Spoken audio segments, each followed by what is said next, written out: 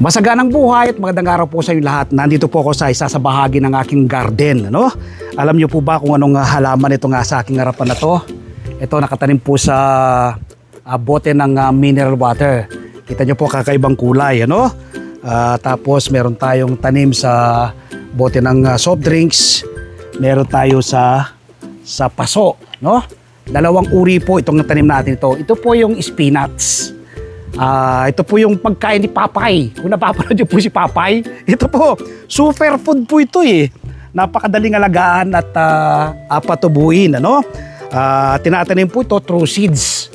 Ang lupa po na ginagamit dito, 60% buwag ng lupa, 20% vermicast, another 20% ay kokopit. Direct planting po. Pag meron kang seeds, ibudbud nyo lang po ng ganyan. Tapos takpan nyo lang po ng bahagya. Tapos after 1 week, tutubo na po yan, no? So dalawang variety ng ating tanim na spinach dito. Meron tayong green variety, meron tayong brown na variety ng spinach. So yan po ang gaganda, oh. Yan po mga ready to harvest natin. Yan po yung mga dahon, di ba? Sinlaki po ng palad ko. Yan, tingnan nyo. Ibig sabihin po maganda yung kalidad na lupa na ating ginagamit na pinagtamnan ng spinach. Ayan po sa paso. Ayan po sa bote ng mineral water. Tapos dito naman po, ayan, kulay brown naman po yan, no?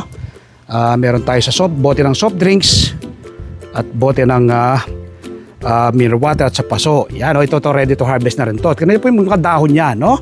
Ang lalaki po ng dahon itong ating mga tanim na spinach. Pagkain ni Papay, superfood. No? Magtanim din po kayo nito. Simpleng-simpleng alagaan at patubuin. Ayan. Invite ko po kayo this coming Sunday. Panoorin po ninyo ang aking TV show Masaganang Buhay. Napapanood po alas 7 hanggang alas 8 ng umaga sa 1PH Signal TV Channel 1 ng TV5. Napapanood din po sa RPTV, YouTube at Facebook. Ibabahagi ko po yung simple at madaling pagtatanim ng spinach, pag-harvest at pagluluto ng crispy spinach sa magsasakang reporter. Masarap at masustansyang pang-imagas. Kaya don't forget, this coming Sunday, Masaganang Buhay. Tiyak po ay makakapagbahagi ako sa inyo ng simple at madaling kaalaman. Una yung pagtatanim nito at yung pagluluto ng crispy spinach alam magsasakang reporter. Kapag araw ng punong Martes, umaga po kayo ng kopya ng Filipino Star. Ngayon meron po akong column sa PSN. Ano?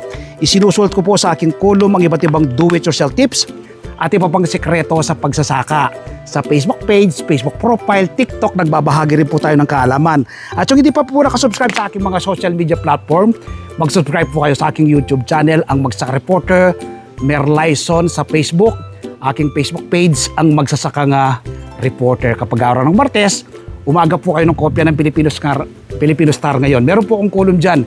Ibinabahagi ko ang iba't ibang simple at madaling kahalaman sa pagtatanim ng iba't ibang uri ng halaman. Palagi ko pong sinasabi, food security starts at home. Nagawa ko po yung ganitong pagtatanim. How much more ikaw nanonood sa akin ngayon, magagawa mo rin ang magtanim. Makakatipid ka, masustansya pagsasalo ng buong pamilya, makakatulong ka pa sa pagpreserba sa ating inang kalikasan. Happy farming po, bye-bye, God bless!